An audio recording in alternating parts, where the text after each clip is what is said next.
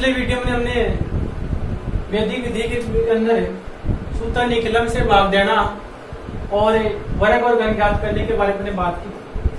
आज हमें उसी को आगे बढ़ाते हैं। तो बात करते हैं प्रश्न नंबर 12 से लेकर 15 तक, यानी सूत्र दवधान विधि से इनका भाग है, अपन को हल करना है। तो कैसे करेंगे? सबसे पहले तो बात करते हैं प्रश्न नंबर 12 की। 45 32 भाग 105। देखो सूत्र दवधान की सहायता से कैसे करेंगे। अब इसमें आप कैसे भी हो, जैसे लास्ट वाला अंक है ना, ये तो ले लिया होगा आप दवधान के रूप में, तो अपन क्या बोलेंगे? दवधान। बाकी तो बच गए, वो दर्जेंगे अपने पास मुख्यांक के रूप में। अभी जितने अक्षर दवधान में होते हैं उतने ही अक्षर लास्ट वाले खंड में अपने ले लेते हैं। तो यहाँ एक ही अक्षर है, तो यहाँ से एक अक्षर यहाँ अपने ले लेंगे, ठीक है, और बाकी सारे अंदर लिख देंगे। हो गया। अब देखो अपन को भाग लगाना, 4 में तो 11 का भाग जाएगा नहीं, इसको बोलेंगे अपन मुख्यांक।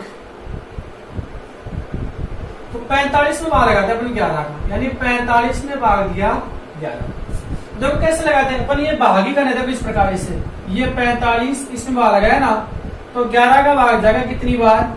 4 बार। तो 11 चौक 44, कितना बच गया? 1। इसे बोलते हैं अपन शेषफल, ये भागफल, ठीक है। तो ये भागफल है ना, ये तो हम यहाँ लिखेंगे, और ये शेषफल है, ये अपन यहाँ लिख देंगे। तो अपन लिखेंगे क्या? भागफल। वो तो कितना आया हमारे पास? 4। और शेषफल कितना आया? ये लिख देंगे अपन यहाँ 1, ठीक है। अब देखो इसको बोलेंगे अपन नया भाज्य। अब यही संक्रिया को हर स्टेप में दोहरानी है, नया भाज्य। तो नया भाज्य हमारे पास कितना आ गया? 13। अब क्या निकालेंगे आगे? संशोधित भाज्य, यानी हर स्टेप में आपको ये ही दोहराना है, संशोधित भाज्य। ये निकालने का सूत्र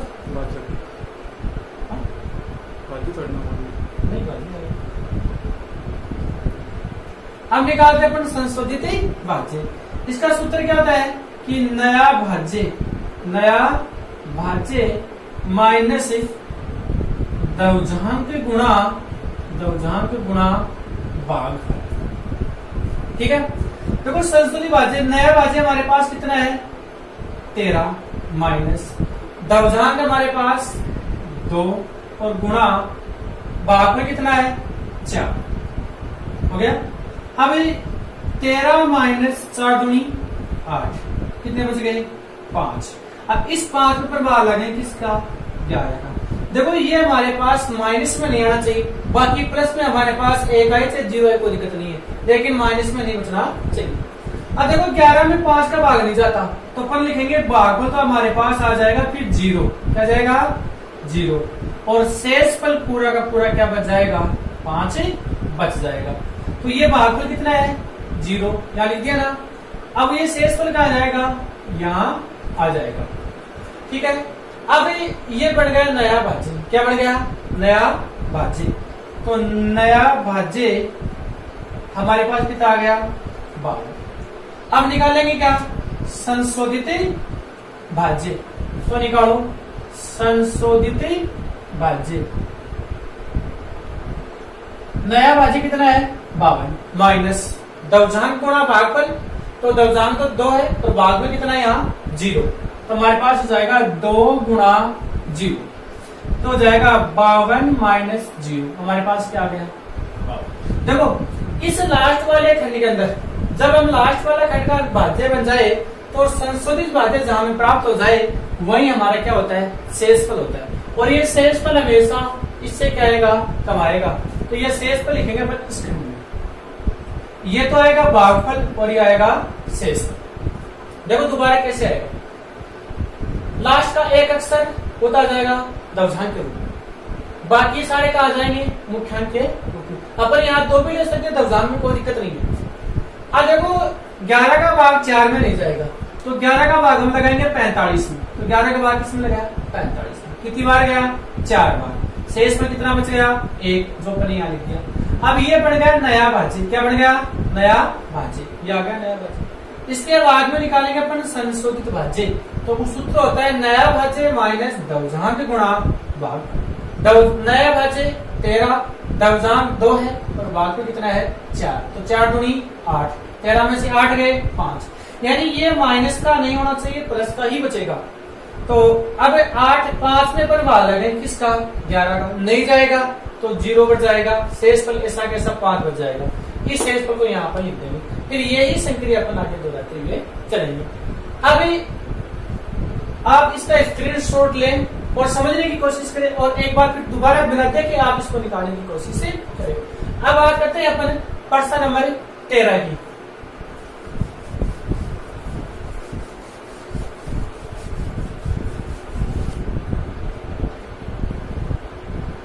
बारह 34 भाग 42, तो वो लिखना है कि लास्ट का एक अक्षर है वो तो आ जाएगा दवजान के रूप में, और ये 4 आ जाएगा अपने पास ही मुख्यांक के रूप में। लास्ट में एक अक्षर है तो अपन लास्ट वाले खंड में एक ही अक्षर लिखेंगे और बाकी सारे कहां लिख देंगे, अंदर ही लिख देंगे। वही संक्रिया अपन को दोहरानी जो पिछले प्रश्न पर दोहराई थी। 4 का भाग 1 में नहीं जाएगा तो अपन 4 का भाग किस में लगाएंगे, 12 में लगाएंगे, तो कितनी में जाएगा, भागफल 3 आएगा और शेषफल क्या बचेगा, यहाँ 0 बचेगा, क्योंकि 4 3 12 हो जाएगा। तो ये तो आ गया 3 और ये शेषफल क्या आ गया 0। अब देखो अपने पास बन गया नया भाज्य, क्या बन गया, नया भाज्य, कितना आ गया 0 3। अब निकालेंगे अपन क्या, संशोधित भाज्य। तो सूत्र होता है नया भाज्य माइनस दवजांक गुणा भागफल, तो 2 गुणा 3, तो 0 3 माइनस, तो बच गया माइनस का। ये माइनस में नहीं आ सकता, नहीं आ सकता ना, तो अपन क्या करते हैं, देखो यहां से काट कर इसको करेंगे अपन कम, 2 आ जाएगा, तो लिखेंगे इसको, लिखेंगे अपन उपरोक्त पद को निरस्त किया जाता है, यानी उपरोक्त पद को निरस्त किया जाता है, निरस्त किया जाता है, क्योंकि शेषफल कभी माइनस में नहीं हो सकता। तो आगे हम बात करते हैं।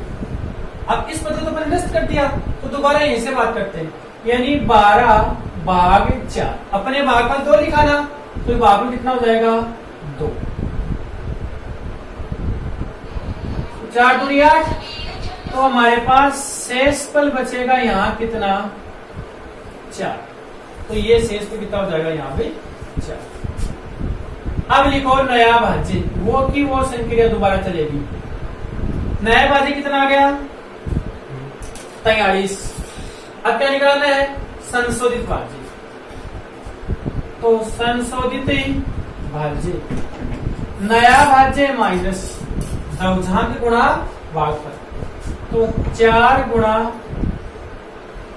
2, सॉरी 2 गुणा हो जाएगा, तो ये 43 माइनस 4, तो कितना बचेगा हमारे पास 49।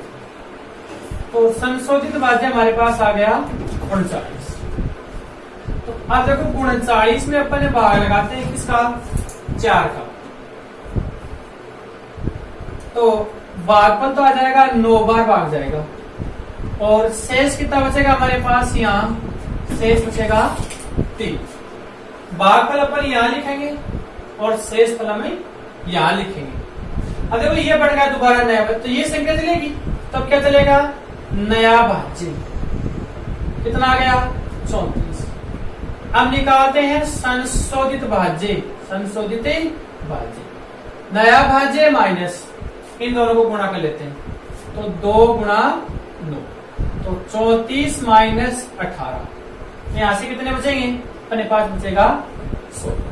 तो ये तो आ गया हमारे पास शेषफल और ये आ गया हमारे पास भागफल। तो भागफल तो हमारे पास कितना आया 29 और शेषफल हमारे पास कितना आया 16। बस यही आपको करना है, जो पिछले प्रश्न में क्या था वही अपन को यहाँ करना है। अब देखो ये प्रश्न है, ये तो आप इस प्रश्न की तरह कर सकते हो, और ये प्रश्न है आप इस प्रश्न की तरह कर सकते हो। कोशिश करना, एक बार कोशिश करोगे तो जरूर आ जाएगा। तो अब हम आगे बात करेंगे प्रश्न नंबर 15 से आगे है सूत्र परावर्तित, उनके हम आगे बातें करते हैं। अब बात करते हैं अपन सूत्र परावर्त्य से भाग दीजिए। देखो सूत्र परावर्त्य है ना, अपन निखिल विधि पढ़ी थी ना, उसके ऊपर ही आधारित है, यानी सेम टू सेम उसी की तरह करना है। यानी जिसको सूत्र निखिलम समझ में आ गई ना, उसको परावर्त्य में कोई दिक्कत ही नहीं होगी। तो अपन कैसे करते हैं, सबसे पहले बात करते हैं अपन प्रश्न नंबर 16 की, यानी 11 भाग 112। देखो अपन लेते हैं इसका आधार, सूत्र निखिलम का आधार लिया था, तो इसका आधार हमारे पास कितना हो जाएगा, 100 जाएगा। अब निकालते हैं इसका विचलन, तो विचलन अपने पास यहाँ कितना आएगा 12, यानी 100 से ऊपर रहेगी तो प्लस का और नीचे रहेगी तो माइनस का। बस अपन को यही चेंज करना। यहां निकालते हैं अपन परावर्त्य विचलन। क्या निकालते हैं, परावर्त्य विचलन। तो परावर्त्य विचलन जाएगा -12। यदि प्लस आएगा तो माइनस का और माइनस आए तो प्लस का, बस वो का वो लिख रहा है। अब देखो आधार में कितनी बिंदु है, 2, तो लास्ट वाले खंड में अपने पास यहां संख्या आ जाएगी कितनी, 2 आ गई, और बाकी सारी कहां लिख देंगे अंदर। अब देखो ये तो है अपने पास कितना 112, ये विचलन 12 और ये परावर्त्य विचलन कितना है -12। अब देखो सूत्र निखिलम में अपने पहला अक्षर सेम टू सेम लिखा था, तो यहां भी पहला अक्षर सेम टू सेम आएगा। अब इस 12 को गुणा करो 1 से, तो अपने पास आ जाएगा 12 किसके, माइनस के। ठीक है, अब देखो ये प्लस का और ये माइनस का, दोनों को जोड़ेंगे तो प्लस और माइनस क्या होता है, माइनस, तो 1 में से 1 गया, क्या बचेगा 0। अब इस 0 को गुणा करते हैं 12 से, तो ये कितना हो जाएगा 0 हो जाएगा। ठीक है, 5 में से 2 गए, कितने बचेंगे 3, और 4 में 0 जोड़े कितने बच गए 4। ये तो भागफल और ये हमारे पास है शेषफल। बस इतना सा ही करना है, ज्यादा कुछ आपको नहीं करना, यानी सेम टू सेम सूत्र निखिलम पर ही आधारित है, बस थोड़ा सा उसका ये विलोम है। अब हम बात करते हैं प्रश्न नंबर 17 की।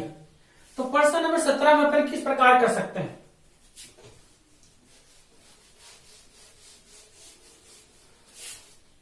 तो देखो प्रश्न नंबर 17 है कि 1358 भाग 113।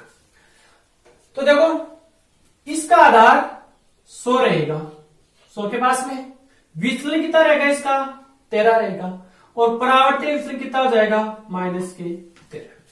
आधार में कितनी बिंदु है 2, तो लास्ट वाले खंड में संख्या भी कितनी आएंगी 2 आ जाएंगी, ये तो आगे लास्ट वाले में, और ये बच गई कहां अंदर।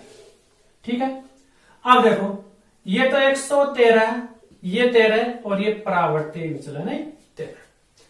देखो पहला अक्षर सेम टू सेम आ गया, 13 को 13 से गुणा करेंगे तो 13 को 1 से गुणा करेंगे तो हमारे पास आएगा 13 माइनस के, ये माइनस का ना, तो 3 में से 1 गया तो कितना बचेगा 2। अब इसको गुणा करो, 13 दूनी 26, तो हो जाएगा 2 और ये 6 और ये भी माइनस का। देखो ये भी माइनस का, ये भी माइनस का, तो 3 और 2 5 माइनस के हो गए, और 5 में से 5 गया तो हमारे पास बचेगा 0, और 8 में से 6 गए तो हमारे पास कितना बचेगा 2। ये भागफल और ये हमारे पास शेषफल। इस प्रकार हम इन अगले वाले प्रश्नों को भी कर सकते हैं। चलो इस एक प्रश्न को अपन और देखते हैं कि ये कैसे होगा, क्योंकि इसका विचलन है वो माइनस में आएगा। अगला वाला आप यहां से कर सकते हो, अगर आप लिखना चाहो तो लिख सकते हो। अपन बात करते हैं प्रश्न नंबर 18 की। तो ये है 1432 भाग 88। तो अपन बात सबसे पहले लेते हैं इसका आधार, तो हमारे पास आधार कितना आएगा 100। अब ये 100 से कम है ना, तो इसका विचलन आएगा किसमें माइनस में, तो माइनस का कितना बचेगा यहाँ 12 बचेगा। अब परावर्त्य विचलन किसमें हो जाएगा प्लस में हो जाएगा।